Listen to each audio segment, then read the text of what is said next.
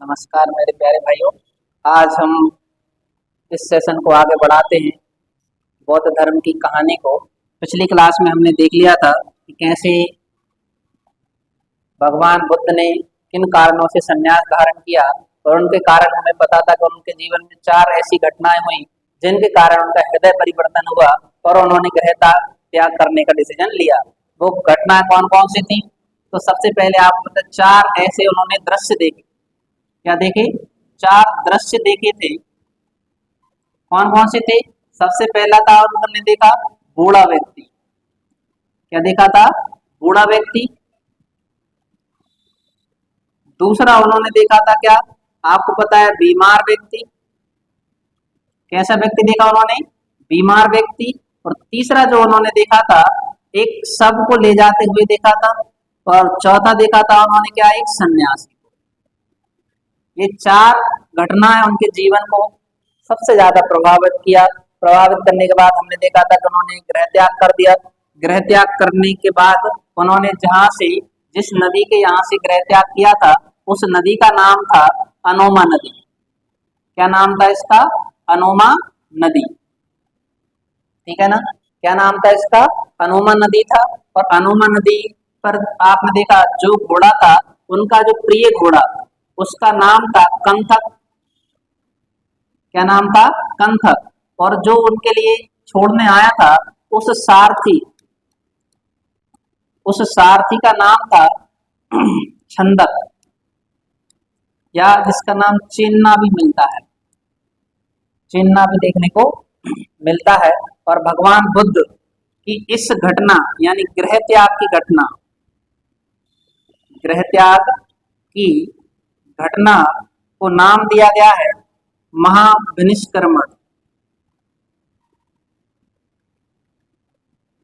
क्या नाम दिया गया है? महाविनिष्क्रमण। यहाँ से जो आपके सिद्धार्थ थे वो सन्यासी का रूप धारण कर लेते हैं और इस घटना का जो प्रतीक है वो माना गया है। किसको? घोड़ा को बताया गया है। ठीक है ना मेरे भाई? यहाँ तक हमने देख लिया था। अब इधर से भगवान जो बुद्ध है या फिर आपके जो अभी सिद्धार्थ हैं वो गृह त्याग करते हैं। गृह त्याग के बाद इधर से अब सारथी को छोड़कर वो एक ही स्टेटमेंट देते हैं कि संसार दुखों से भरा हुआ है। क्या बोला उन्होंने? एक ही स्टेटमेंट देते हैं। इनका यहाँ से जो कथन था वो कथन कौन सा था? कि संसार दुखों से भरा हुआ है। संसार दुखों से भरा हुआ है। और इतना कहने के बाद वो आगे चले जाते हैं। अब देखिए आगे गृह त्याग करने के बाद अब जो आपके सिद्धार्थ हैं वो आपके पहुंचते हैं वैशाली। कहां पर पहुंचते हैं? वैशाली। और वैशाली में पहुंचने के बाद सबसे पहले जो सिद्धार्थ थे ये अपने गुरु बनाते हैं जिनका नाम क्या है आपका? सिद्धार्थ। सिद्धार्थ सबसे पहले मिलते हैं जिनका नाम था अलार कलाम। क्या नाम था इनका? अलार कलाम। ये है अलार कलाम। ठीक है ना? इनसे ये जो अलार कलाम है ये कौन से शिक्षक थे आपके? सांख्य दर्शन के शिक्षक थे। क्या सिखाते थे? सांख्य दर्शन। ठीक है ना? जी अलार कलाम ही सिद्धार्थ के प्रथम गुरु कहलाए। प्रथम गुरु। अगर पूछा जाए कि गृह त्याग के बाद जो सिद्धार्थ के प्रथम गुरु कौन कहलाए तो उनका नाम था आपका अलार कलाम। ठीक है ना? इधर से उन्होंने सांख्य दर्शन की शिक्षा प्राप्त की। और सांख्य दर्शन की शिक्षा प्राप्त करने के बाद वह आगे जाते हैं और वैशाली के बाद अब वह पहुंचते हैं आपके राजगृह। कहां पर पहुंचते हैं? राजगृह। और जैसे ही वह राजगृह पहुंचते हैं तो राजगृह में भी एक उनको गुरु मिलते हैं। ठीक है ना? ये जो आपके सिद्धार्थ थे, सिद्धार्थ कहाँ पहुंचते हैं? आपके राजगृह। और राजगृह पहुंचने के बाद उनकी मुलाकात एक गुरु से होती है। तो वहां पर जो गुरुजी जो थे वो योगाचार्य थे। कौन थे आपके? योगाचार्य यानी योग की शिक्षा देते थे। इन जो गुरुजी थे इनका नाम रामपुत्र था। क्या नाम था? रामपुत्र। ठीक है ना। या फिर इनका एक और नाम भी ना देखने को मिलता है, उदक पिंडक। क्या नाम देखने को मिलता है? उदक पिंडक। ठीक है ना मेरे भाई। यहाँ तक के जो सिद्धार्थ के गुरु हैं, देखिए दो गुरु मिल चुके हैं आपके। प्रथम गुरु कौन थे आपके? अलार कलाम। और सिद्धार्थ के जो दूसरे गुरु हैं उनका नाम है आपका रामपुत्र या उदक पिंडक। ठीक है ना। जिनसे किसकी शिक्षा प्राप्त करते हैं वो आपके? तो उन्होंने योग की शिक्षा प्राप्त की है। देखिए उन्होंने सांख्य दर्शन की शिक्षा ले ली है, योग दर्शन की शिक्षा ले ली है। अब इसके बाद भी वह आगे बढ़ते हैं और आगे बढ़ने के बाद उरुवेला की सुरम्य घाटियों में पहुंचते हैं। कहाँ पर पहुंचते हैं आपके? उरुवेला की सुरम्य घाटियां। सुबह का समय था आपका। ठीक है ना। और वहां पर पक्षी चहचहा रहे थे आपके। ठीक है ना। छोटे छोटे से पक्षी थे। आपको पता है सुबह के टाइम पे तो पक्षी निकलते ही रहते हैं आपके। ठीक है ना। तो उरुवेला की सुरम्य घाटियों में जो आपके सिद्धार्थ जाते हैं और वहीं पर उनकी मुलाकात कुछ ब्राह्मणों से होती है। ठीक है ना। ये जो ब्राह्मण थे 5 ब्राह्मण उनको मिलते हैं। कितने ब्राह्मण मिलते हैं? 5 ब्राह्मण। अब आप कहोगे सर उनके नाम क्या थे? तो भाई उनके नाम भी आपको याद रखना है। कितने ब्राह्मणों से मुलाकात हुई उनकी? 5 ब्राह्मणों से। तो एक का नाम था बप्पा, बप्पा भादिया, बप्पा भादिया, अस्सागी, कौंडिन्य। और एक और का नाम था, उनका नाम था महानामा। कितने व्यक्ति मिलते हैं उनको? 5 व्यक्ति मिलते हैं। एक का नाम था बप्पा, बादिया, अस्सागी, कौंडिन्य और महानामा। इनसे ये कौन थे आपके? 5 ब्राह्मण। कौन है आपके? 5 ब्राह्मण। इनसे मुलाकात होती है। बातचीत करने के बाद सिद्धार्थ कहते हैं कि आप कहाँ जा रहे हैं? तो ये कहते हैं हम ज्ञान प्राप्त करने जा रहे हैं। तो ये कहते हैं हमें भी साथ में ले चलो। जब जब 6 के 6 व्यक्ति आपके जाते हैं, ठीक है ना, और एक जगह पर बैठकर तपस्या करने लगते हैं। ठीक है ना। तपस्या करते हैं तो ये सारे के सारे व्यक्ति क्या कर रहे थे आपके? एक जगह बैठकर, जैसे आप कहते हैं ना सेल्फ स्टडी कर रहे हैं आपके। ठीक है ना। ग्रुप स्टडी इसको कह सकते हैं अपन। अब ये ग्रुप स्टडी करने लगते हैं बैठकर। और आपको पता है जब हम भूखे प्यासे बैठकर किसी काम को करते हैं तो मन तो लगता ही नहीं। क्या मन लगता है क्या? भूखे प्यासे आपको भूख अलग लग रही है और आप कह रहे हैं आप मेडिटेशन कर लें, तो ऐसा तो इम्पॉसिबल होता है। ठीक है ना। अब इसके बाद क्या होता है? तो जैसे ही ये आपके 6 के 6 व्यक्ति बैठे हुए थे और तपस्या में लगे हुए थे, वहीं से एक सुकुमारी सुंदर सी कन्या आती है और वो अपने हाथों में खीर ली हुई थी। क्या ली हुई थी? हाथों में खीर का कटोरा ली हुई थी। और उस जो कन्या थी उसका नाम था सुजाता। सुजाता हाथ में काय का कटोरा ली हुई है आपकी? खीर का,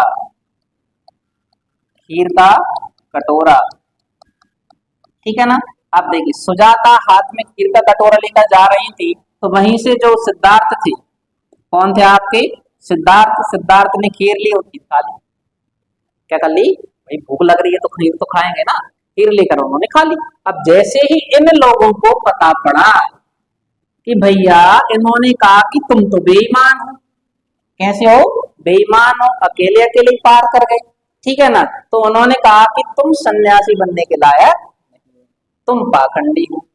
क्या कहा उनसे? देखिए भाई जब साथ में रहते हैं तो जितनी अच्छी दोस्ती होती है तो दोस्त अच्छे भी होते हैं और बुरे भी होते हैं।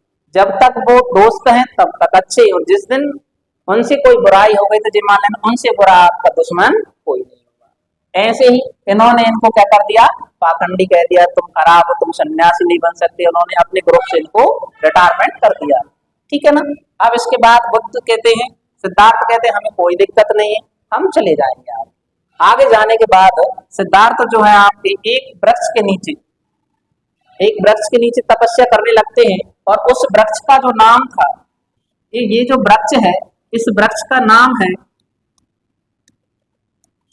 वृक्ष, वृक्ष का नाम है आपका पीपल का वृक्ष। काय का वृक्ष है आपका?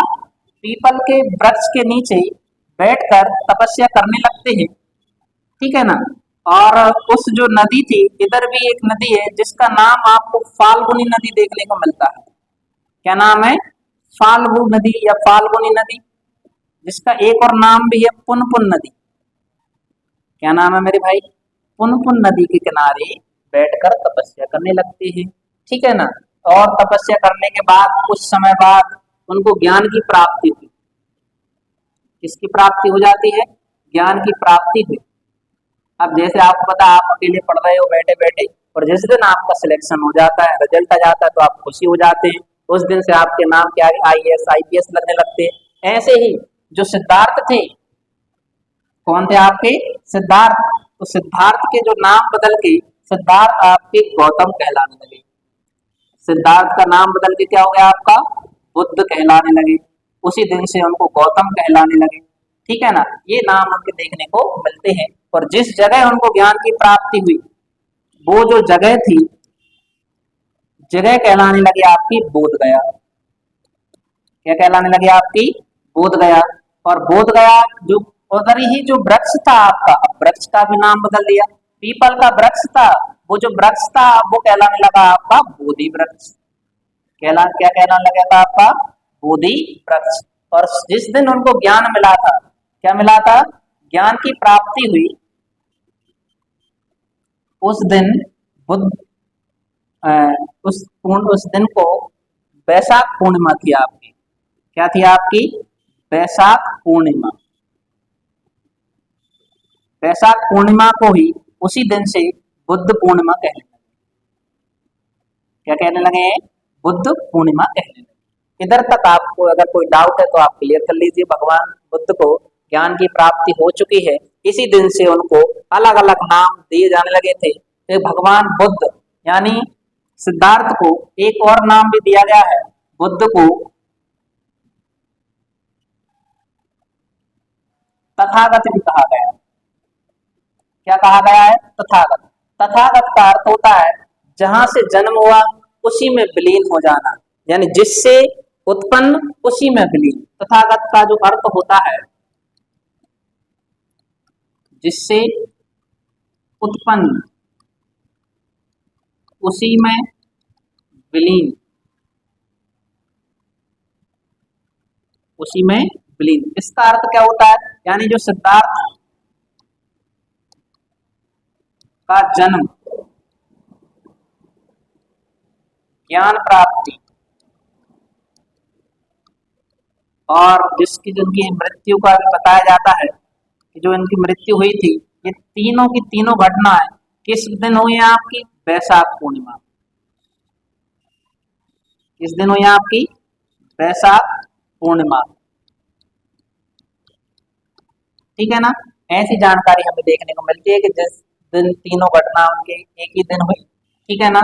और इधर से जिस दिन उनको, इसके बाद हम देखेंगे कि भगवान बुद्ध ने अपने उपदेश कहाँ से दिए, सबसे पहले कहाँ पर दिए, ठीक है ना, और किसको दिया उन्होंने, और उन उपदेशों में क्या था, कैसे व्यक्ति जीवन संसार में रहते हुए भी मोक्ष को प्राप्त कर सकता है। इन सब के बारे में जानने के लिए हमारी नेक्स्ट क्लास को देखना मत भूलना, ठीक है ना। और ज्यादा से ज्यादा लोगों को इसके बारे में बताएं। हमारे चैनल को लाइक करें, शेयर करें और सब्सक्राइब करें।